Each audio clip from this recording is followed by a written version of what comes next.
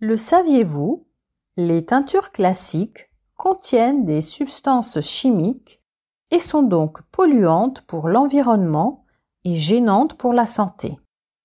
L'alternative idéale, fabriquer ses propres teintures avec des végétaux.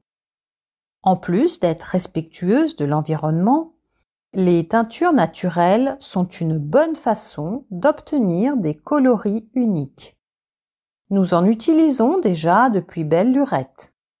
L'archéologie a trouvé des traces de teintures textiles datant du néolithique. En Chine, la teinture avec des plantes, des écorces et des insectes remonte à plus de 5000 ans. Le processus habituel de la teinture a peu changé avec le temps.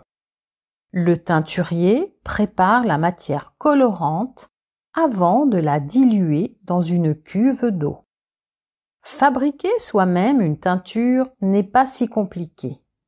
La clé pour la réussir, la patience. En effet, il vous faudra faire reposer le textile pendant de longues heures, voire une nuit entière, pour qu'il obtienne la teinte désirée. Le matériel nécessaire dont vous aurez besoin pour vous lancer sera d'une casserole, d'une cuillère en bois, d'une balance et de l'alun ou de vinaigre blanc. Il est important de savoir qu'uniquement les matières naturelles se prêtent à la teinture végétale, comme le coton, le chanvre, le lin ou la laine.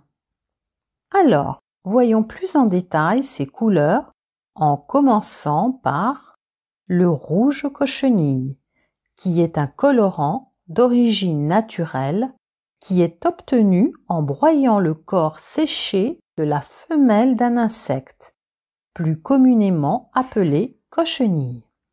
Ce sont des petits insectes qui sucent la sève des végétaux. Son origine remonte à l'Antiquité. Il servait auparavant à colorer les textiles et nous l'utilisons encore aujourd'hui, notamment dans l'alimentaire et en cosmétique. Cet insecte vit sur des cactus et est surtout élevé en Amérique latine. Le Pérou en assure 80% de la production mondiale. Par ailleurs, le colorant rouge cochenille est très utilisé dans l'industrie alimentaire.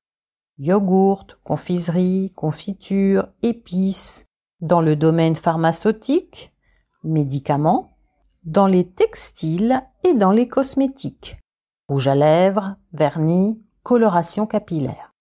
Si vous le cherchez dans le descriptif de votre produit, vous le trouverez sous le nom de E120.